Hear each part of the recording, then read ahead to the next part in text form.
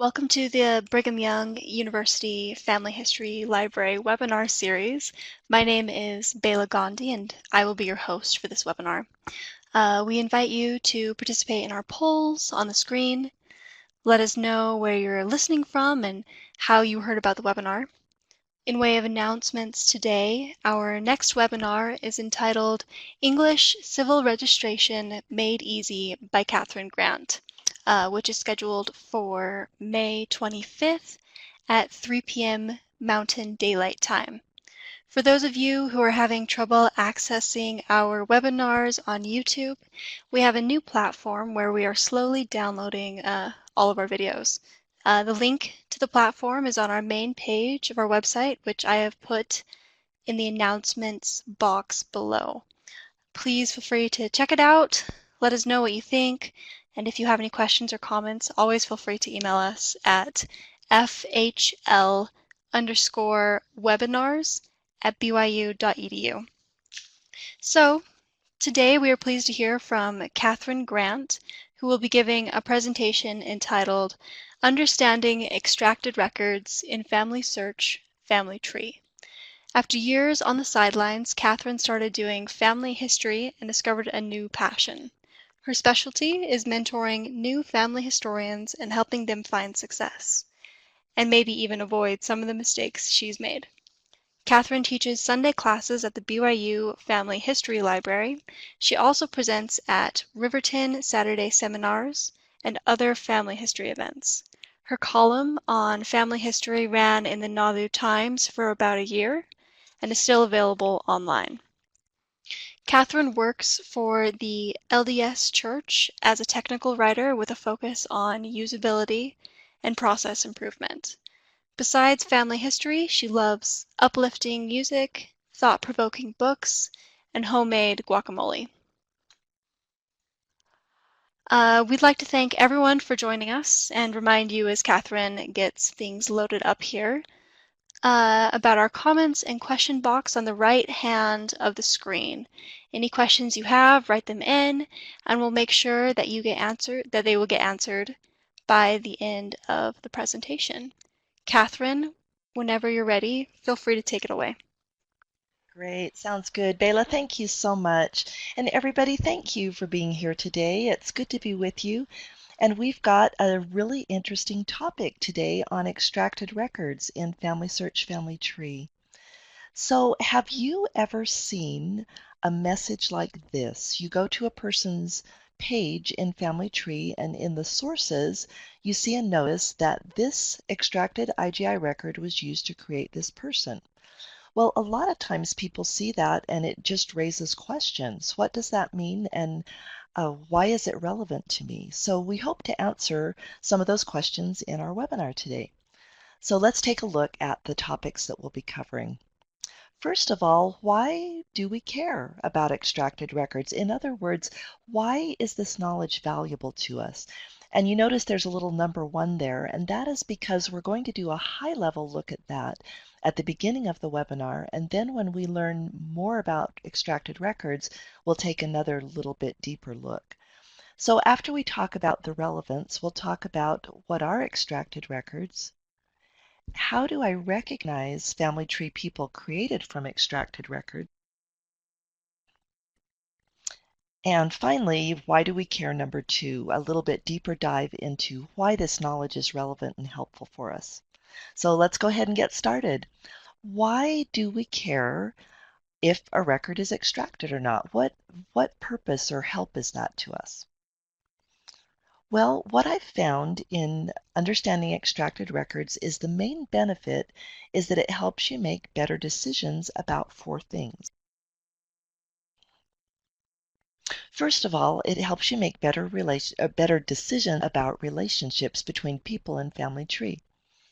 It also helps you make better decisions about merging, about doing any further research, and then also about temple work.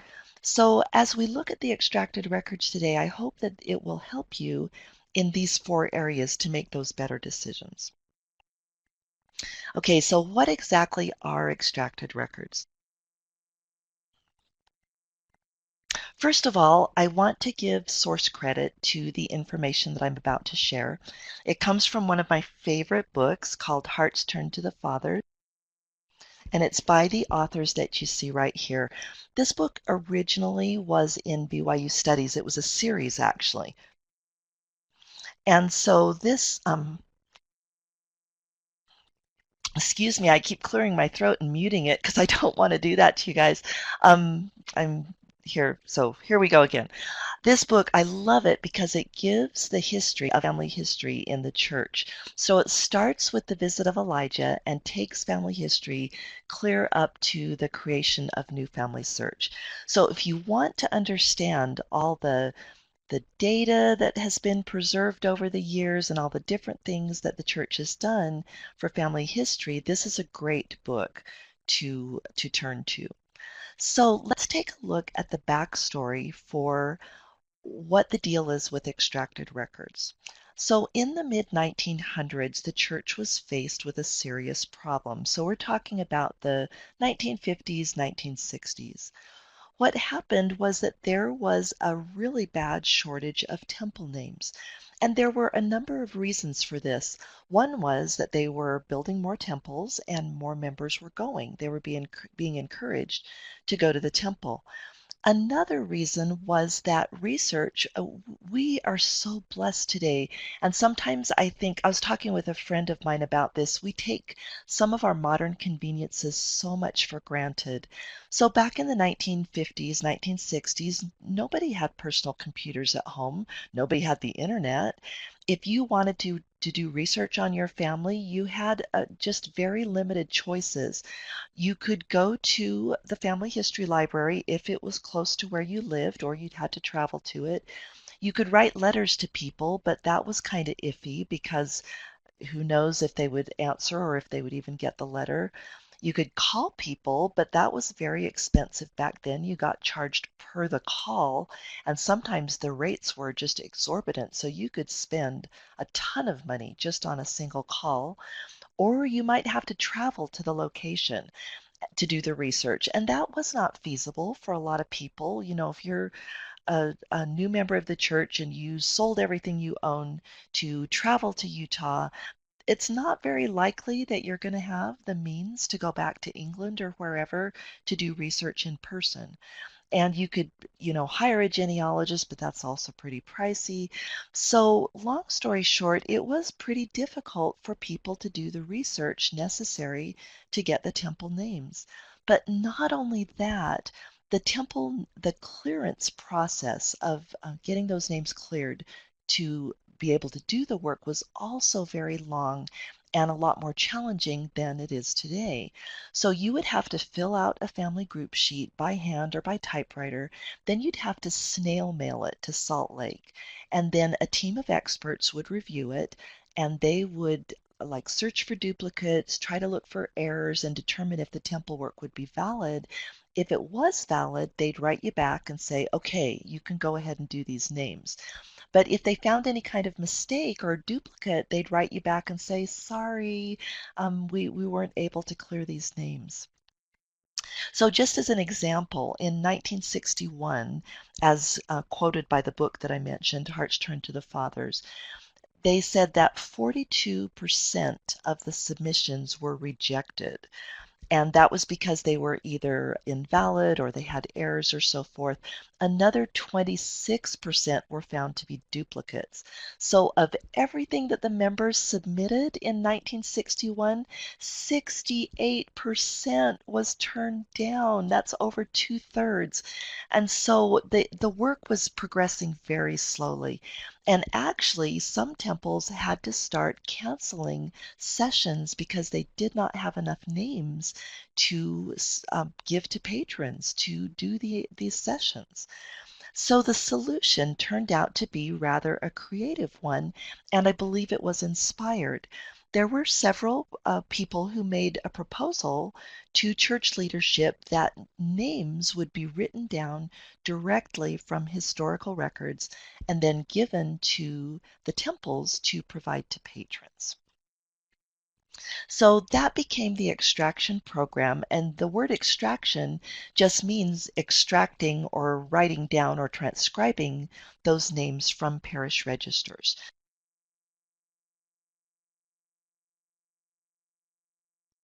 Because I'm a visual person, I like to see examples of things. And so here is an example of a typical extraction scenario. What you're looking at on the screen is a screenshot of a parish register of infant baptisms, or as we call them, christenings. And so the volunteer would go through and write down the information onto an IBM card that looked very much like this. The handwriting was done for a while. I remember actually doing that. I was 2 years old, of course, but I do remember doing that. And then eventually it changed to being able to enter the data in the computer. So this just gives you a glance of what the volunteer would do. And as you can see, those of you who have indexed, it's very similar to what we do with indexing today. So let's take a look at the overall process of extraction. So first of all, the church would give historical records, usually christenings or marriages, to volunteers, and they'd give them to them on a microfilm, basically. The volunteers would transcribe the key information, the name, the date, the event, and so forth. And then another volunteer would double check the transcription. So you can see how this was kind of laying the groundwork for indexing.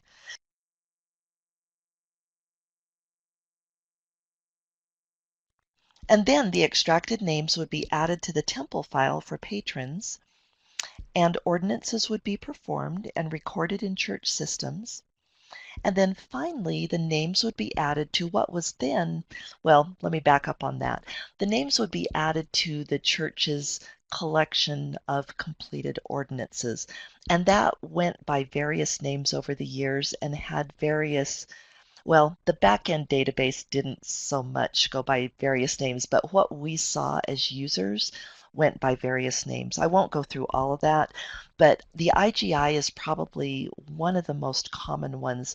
IGI stands for International Genealogical Index, and so that was a predecessor to Family Tree, and temple ordinances were displayed in the IGI. And at first, it was distributed on discs. And then later on, it was on the internet. And you could actually look up ordinances by going to the website, the IGI website, before the days of Family Tree and even New Family Search, if you remember those days. So, and ultimately, those ordinances ended up in Family Tree. So I hope that's helpful to kind of show an overview of how the extraction process functioned while it was going on. So how do you recognize extracted records in Family Tree? Or rather, I should say, how do you recognize people in Family Tree that were created from extracted records? Well, the first and best evidence is this little message in sources. So if you see this message saying that the extracted IGI record was used to create the person, that's a slam dunk. That tells us right away that this person was created from extraction. But not all family tree people created from extracted records have this message. In my experience, the majority do, but there are still a few that, for whatever reason, maybe it's a mismatch in data or a bad merge or whatever it might be, but this message doesn't show up. But fortunately, there are still some ways that you can be pretty confident that you're looking at an extracted record. The evidence is kind of in four different categories.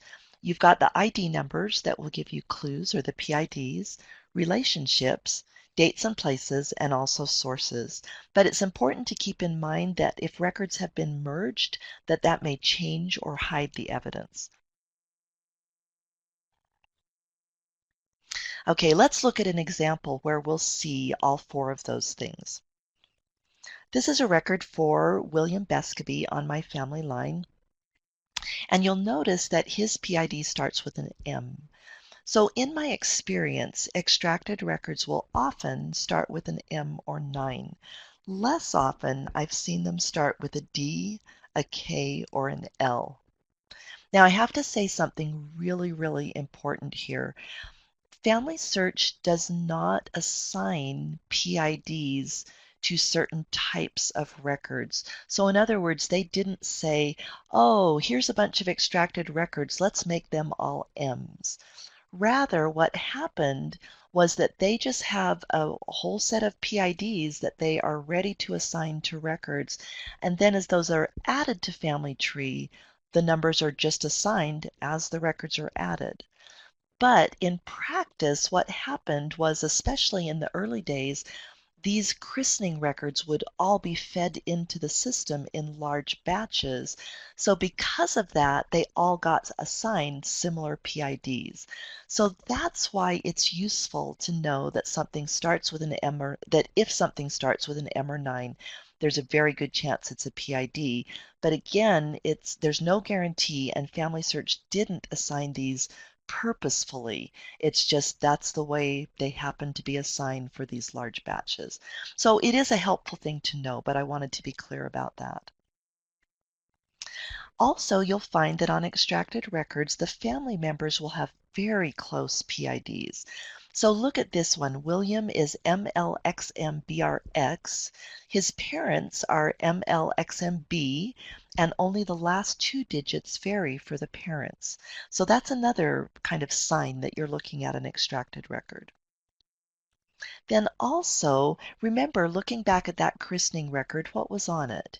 We had the name of the person being christened, the date, and the parents, and that was pretty much it. So a record created from an extracted christening is going to have the person, William, who got christened, and it's going to have his christening date, we've got 1818, and it's going to have his parents, but it's not going to have any siblings because they weren't on the record, or a spouse, of course, because he was a baby, and of course no children of William Bescabee either. The woman often has no surname or will have the same surname as the spouse because the indexer assumed or just assigned the woman's married name to the extraction. But as we know, in Family Tree, women are supposed to go by their birth name or their married name. So if you see the woman's married name here, you will know that in about 99% of cases, that is not her correct maiden name. Once in a while, I have found Bescabees that married each other, but very, very rarely. So either there will not be a surname for the woman, that was the rule at one point, or you'll see a married name and know that that will not be her correct maiden name. And then the dates and places will not follow current FamilySearch standards. Back in the days when we were doing extraction, there weren't strict standards for how to enter dates and places. So pretty much as long as you entered it in a way that most people would understand, you'd be fine. So you could use abbreviations for the months. Sometimes back then you were told to capitalize things, and that of course is no longer the case. You'll notice down here, this may seem like a minor thing, but it's been a dead giveaway to me, is that the comma will not often be followed by a space, whereas the current standard is that you should have a space after the comma. So if you see something with incorrect capitalization, I shouldn't say incorrect, but not according to current standards. If you see something with capitalization, abbreviations, wrong commas, that kind of thing, that's another indication that the record was probably extracted. And then also the extracted record or the person created from the extracted record will only have the one event that was in the extracted record. So in this case, since William was created from a christening record, he's only got a christening event. Now again, that changes if somebody starts merging the records, but if you found a record and it hasn't been merged and it's just from an extraction, then it will only have the event that was on that extracted record. And then finally, when you look at the source, it will be only one source and it will be for that one event. So that's a look at a christening record. Let's take a look at an extracted marriage record example. And you'll notice that the principles are the same. It's just that a marriage record contains different information than a christening record. And so the person in family tree ends up with different information. So first of all, we've got a PID starting with an M on this extracted marriage example. Notice that Thomas in this example has no vital information, although sometimes there could be a birth year if it was based on an extracted marriage. It would just depend on what was included on the marriage record and what the indexing, or excuse me, what the extraction rules were at the time, because a lot of marriages would give an age of a couple, and so if the extractor was told to calculate the birth year based on the age, then you might see a birth year in the vital information. But you probably wouldn't see a birthplace just because the birthplace was not often given on these older extractions. And then also you would see only a marriage date and place on this person created from a marriage extraction. The date and place would not be standardized, as we talked about just a minute ago. The first 5 or 6 letters of the PID of the bride and groom would be the same.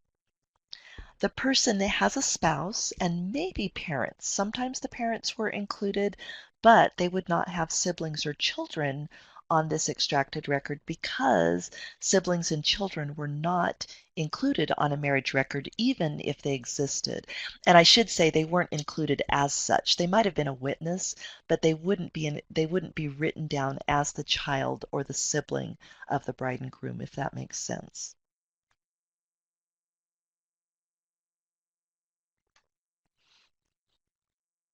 And then finally, there will be only one source and it will match the event exactly.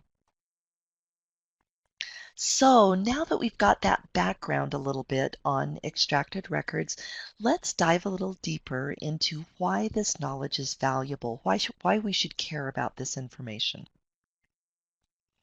So first of all, if a person in family tree was created from an extracted record, the reliability is going to be fairly high because it's from a primary source. So the clergyman who recorded this information had firsthand knowledge of the christening. He witnessed it, he performed it, he spoke with the parents, he got the information on the child's name directly from them. Now, that isn't to say that there aren't errors in parish registers, because definitely there are mistakes, and sometimes people flat out lied as well.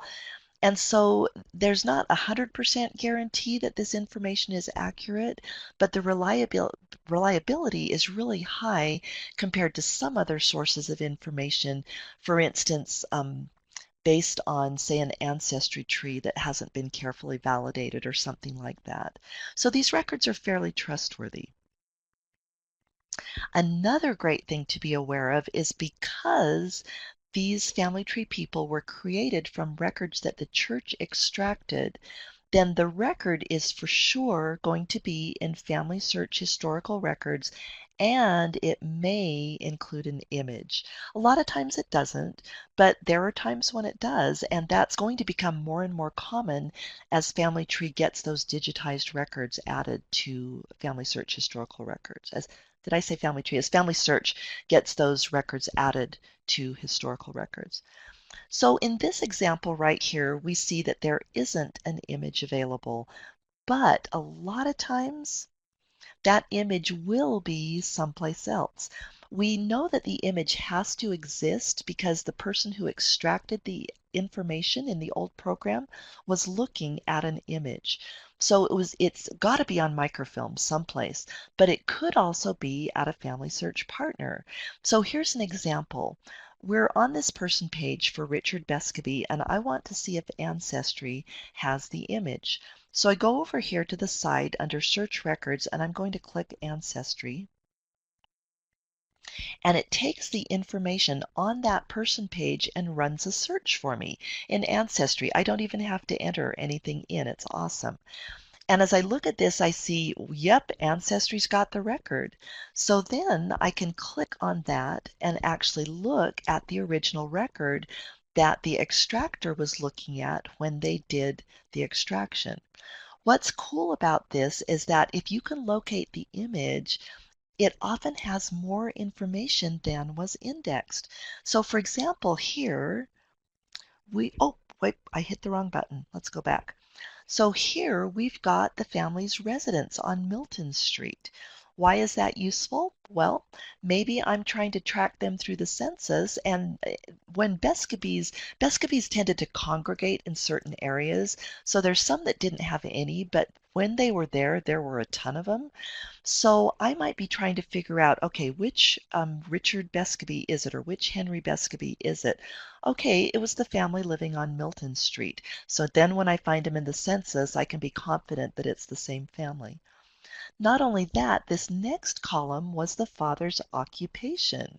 So I see that my Henry Bescabee here was a tallow chandler, which, as I understand it, means that he did stuff with candles, which is really cool. And that also can help me make sure that I've got the right person if I notice that this occupation is consistent from record to record. So the value there is that the extracted record, knowing that that record was extracted, helped me locate the image. Now here's another example. Sometimes you'll get into Ancestry or Find My Past or whatever, and they will also say, sorry, no image, text only collection, but they will give the film number. And so you can use that film number to go back into FamilySearch and look that up. And if you're close to the FamilySearch library in Salt Lake or another FamilySearch library that has microfilms, you can look at the microfilm right at the center. But a lot of us don't have that closeness to the microfilm. And so there's another thing that's really cool that you can do. The genealogical community, you've probably noticed this, the people who do family history are some of the most wonderful and caring people in the world. I think because we all know that we're in this together and we're serving our ancestors. So if you're on any kind of a family search forum or community like Yammer or Facebook or whatever, there are communities on there. A lot of them are, or I shouldn't say a lot of them, but sometimes they're called random acts of genealogical kindness. I know there's a community called that on Yammer, and I believe there's one on Facebook. So if you live, like I lived in Memphis for a while, and I couldn't get to the Family Search Library in Salt Lake at all. I mean, it would, a plane ticket, taking time off work and stuff, that was just rarely an option. But if you can post a request in one of these communities and somebody lives in the area, they will very likely be willing to do that for you. So don't despair if you look at this film number and say, oh my gosh, there's no way that I can get to an area where I can look. There's very likely somebody that would be willing to help you out with that. And if you want more information on the Yammer community, let me know. I maybe post a question in the question pod. I can't see those questions in the question pod from my screen right now, but we are going to deal with all the questions at the end of the webinar. So here is another example of why I found the knowledge that a record is extracted to be so helpful. Because if you found one member of a family from an extracted record, there's a really, really good chance that other family members are also in Family Tree based on extracted records. The reason for that is that when the church went through and microfilmed these records, they microfilmed like years of records. They didn't just do, a couple pages or whatever, but they would do 10, 15, whatever years. And if a family was having kids in a certain parish regularly, like every 2 years or whatever, then all the kids in a family are potentially in that extraction group. So let me show you how you can find out if there are other kids in Family Tree that were extracted at the same time as your ancestor. So here I'm looking at James Slater, and he's got all the hallmarks of being an extracted record. His PID starts with an M. He's got a christening date. He's got a source that matches the christening date. He has no spouse or children. He has parents, but no siblings. So, right, I look at this and I'm pretty sure right away that he is an extracted record. So, here's the cool thing that you can do to figure out if he's got any siblings in family tree. You go down to the sources section and you notice right under the little notice about it being an extracted record, there's a URL. So you click on that URL and you get taken to a screen that gives you detail about the source. What you want to do is click this arrow right here and it's going to give you more information about the document that you're looking at, including what batch it was a part of. Now, all a batch is, that's just a label that they gave a group of parish register records or a group of vital records. So, they had to draw the line someplace, right? So they would break the records into kind of manageable portions. As I've looked at these batches, they tend to be like a couple thousand records. So, and I don't know if that's a widespread rule, but that's kind of just what I've noticed. So they'd break these parish registers into batches of maybe a couple thousand records and then give those to the volunteers. And so all of those people in that parish within that time period would all have that same batch number. So you click the batch number. This is the really cool part. It is clickable and it takes you over to historical records, to FamilySearch historical records with that batch number put in the search field. And so it displays all the records from the batch. Oh, whoa, look at that. I just noticed 9,000. So this is more than I said. So apparently that couple of thousand applied in some situations, but not all. So here we've got 9,000 records. Well, I don't want to be paging through all 9,000 records to find my siblings of James Slater. So what I'm going to do is put in a little bit more search information. So I know that the last name of these siblings is going to be Slater. I know that the dad is James Slater, and I know that the mother was listed as Caroline. So I put in that information, and then I apologize. The update button was way down on the page, so it doesn't show here, but just imagine in your mind a blue update button right here, and you click that update button, and it runs the search and updates it over here in the body. And you notice that we got James as our first result, but look at that. We've got Frederick, we've got Charles, and we've got William Henry. And as we look at these results, it seems pretty clear that they're from the same family. The dates aren't in order, but look, we've got James in 47, we've got William in 49, we've got Charles in 51, and then Frederick in 53, and their parents are all identical. So I go back to Family Tree, and that exactly, and keep in mind we were looking at historical records there, but that let me know that since they were in historical records, they are very, very likely in Family Tree as Family Tree people. And that's in fact what I found out. So I went back to Family Tree and I saw James Slater, but then I also searched for or excuse me, saw James Slater as the son. I pointed at the wrong one. Saw him as the son. Then I did a search for William Henry, and he came up as a family tree person. Did a search for Charles. He also came up as a family tree person. And then did a search for Frederick, and he also came up as a family tree person.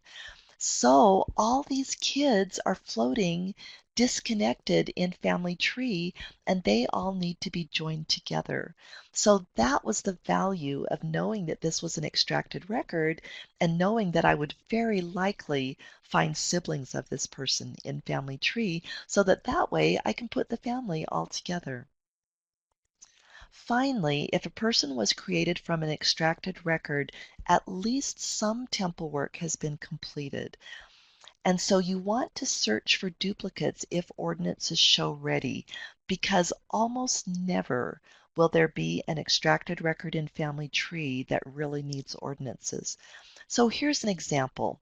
I ran a search and came up with these results for Martha Trushil, I guess. I don't know how to say that. I'm just guessing. But I got two results, and I clicked on the first one, and wow, looks like she needs temple work. Now, if I had not known that this was an extracted record, and again, even from here, without seeing the person page, you can still kind of tell because it's just got the christening, it's got the father, it's got just the mother with no last name, and also here we've got an M underneath. The K is less frequent, but still a possible extraction. But if I hadn't been paying attention, maybe I just stopped and clicked this and said, oh, yay, ordinances, and just took that right away and didn't even notice that there was a duplicate right below, I might have done some invalid work. And so it's worth checking into. We're going to look at this other Martha right below, and she is clearly a duplicate because she's got the same christening, same parents with an unusual name, same area where she was christened. But look at that. She's got all her ordinances done.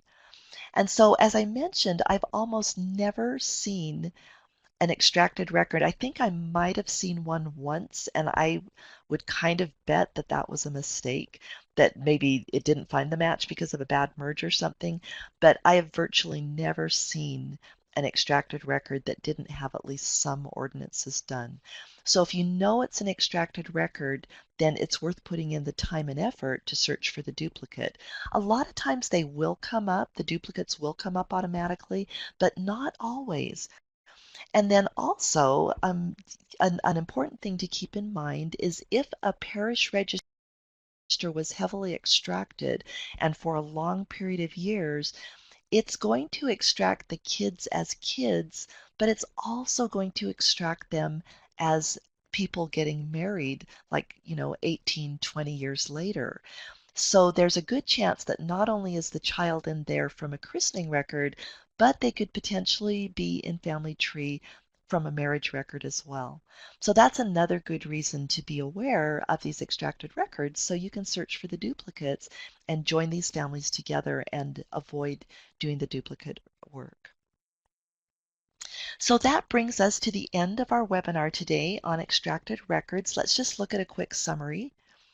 We talked about why it helps to understand extracted records because we can make better decisions about our temple work and our research. We talked about what exactly extracted records are, how they were transcribed from historical records, very much like indexing today, except that extracted records were sent to the temple for work, whereas indexed records are not. We talked about how to recognize family tree people who were created from extracted records. And then finally, we talked about more reasons why it helps to understand that a record is extracted. So I hope that's been helpful to you, and thank you so much for attending this webinar today. Bela, do we have any questions that we need to answer?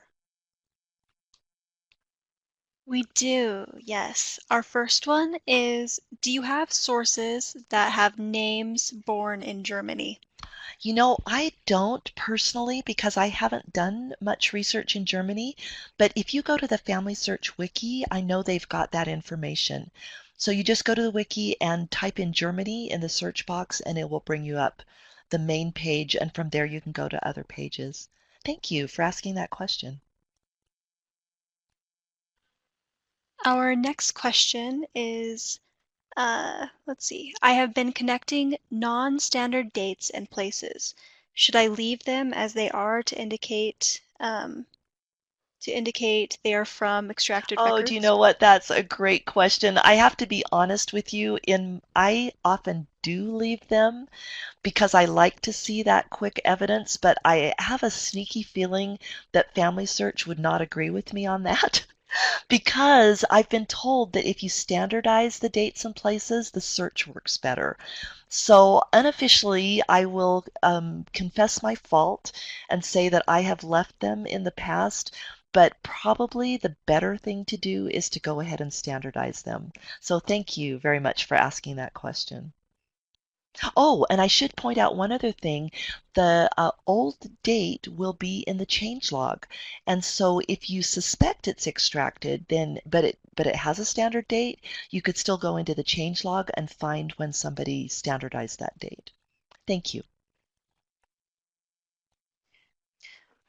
Our next question is, can you use sources from MyHeritage and other sources as Oh, well? yes, absolutely. That's a great question, too. They are not necessarily simple to attach from another website, but I found a browser plugin that makes it a lot easier. It's called RecordSeek. And so if you go to recordseek.com and then you install their browser plugin, and they've made it so easy. There's like a green button on the screen, and you just drag it to the top of your browser and drop it. And then when you're on that page in Ancestry or MyHeritage or whatever, you just click that button on your browser. It'll be right under the address bar, and it will automatically create a source for you. You do have to put in the PID that you want it to be attached to, but it seriously makes creating sources from a non-family search site much easier. Thanks for that question. The next one, can you add image to PID in FS? Yes, if I understand your question correctly, for instance, I sometimes want to add, maybe I've got a scanned certificate that provides the evidence of the christening, for example. I guess in that case it wouldn't be a certificate, it's, let's say, a scanned parish register or something. So if I've got a digital image of that, I can go into the Memories tab and I can add that as a document. I usually won't add it as a photo because those are really supposed to be photos of people, but I'll add it as a document. And then if you go back over to sources, you can click that button to create your own source rather than attaching an existing source. Then once you've hit create source, I'm not sure if that's the exact name, I'm sorry, but it's very close to that. It'll be something like create source, and then it will give you the option to use an image from Memories if you want to. And if that didn't answer the question, please feel free to ask a follow-up question. Thank you. What was the name on Facebook to get help with film Oh, search? I'm not sure if Facebook has a group called Random Acts of Genealogical Kindness, but that's often what they're named because I think there was a book or an old website or something that had that name, Random Acts of Genealogical Kindness. And it was based on that movement that was like, I don't know, what, 15, 20 years ago called Random Acts of Kindness, where people would just do random kind things for people, like at a fast food restaurant, they'd pay for the person behind them in the drive-through or whatever. So people kind of adapted that to genealogy. So that's one thing to search for is random acts of genealogical kindness. But otherwise, just search for a group that pertains to your area, like if it's in Cambridgeshire, England or something, because the membership in those groups is so diverse that you're very, very likely going to have a member or multiple members of that group that will have access to the microfilm. I hope that helps. Thanks for the question. And it looks like our last question is, why does the one record have no source? I believe the one record is referring to the Martha Turnshill record. Oh, and why does that have no source? That is such a good question. And you know what? I actually meant to cover that in the webinar and I didn't. And so I'm so glad that you asked that. So these sources were not originally attached. So the Family Search, okay, take two. The sources in Family Search historical records were not originally attached to their corresponding people in Family Tree. And in, I believe it was 2014, Family Search ran a script or an algorithm or whatever we want to call it, ran a program that matched Family Search historical sources to to the people that were created from them and attached them. Most of the time that worked. There were a few occasions when it didn't work for whatever reason, a bad merge or mismatched information or whatever. So most of the time those sources will be attached because Family Search attached them programmatically, but there were cases where that didn't work, and so that's why the record will not be attached. But if you go back to Family Search historical records, you'll still be able to most likely be able to find that record and attach it manually. Thank you for that great question. And it looks like we do have another one. Is it possible that an extracted record may say that no image is available, yet the film has been digitized so that you may be able to browse the digital images and find your page? In other words, are all extracted records cross-referenced to the digital images from the That is a microfilms? really great question, and I don't know the answer, but I can give you my opinion. Just because I've seen so many digital records that FamilySearch has made available to browse, but they haven't yet been indexed, I am guessing that there's probably a very good chance that there would be a digital image available. I've found No, let me take that back. I was going to say they might be harder to find by searching in the catalog, but they might not be actually. And harder, I was comparing it to Ancestry. So Ancestry, if they've got the image, you just click the Ancestry logo and you're over there and there's the image. But if you want to find them in the catalog to see the FamilySearch catalog to see if the film has been digitized, then you've got to get the film number, you've got to go to the catalog, you've got to search by that film number, and then look visually and see if there's a camera icon that lets you know that digital image is available. Did that make sense? I'm not sure I explained that very well. So if it didn't make sense, please ask a follow-up question.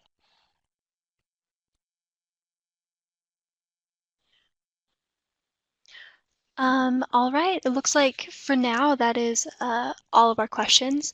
If you do have more questions, please feel free to write those into the question box, and we'll make sure to answer those for you.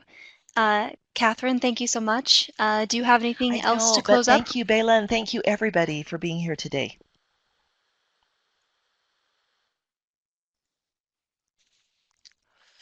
All right. Well, thank you everyone for joining us today. We hope this has been a valuable experience.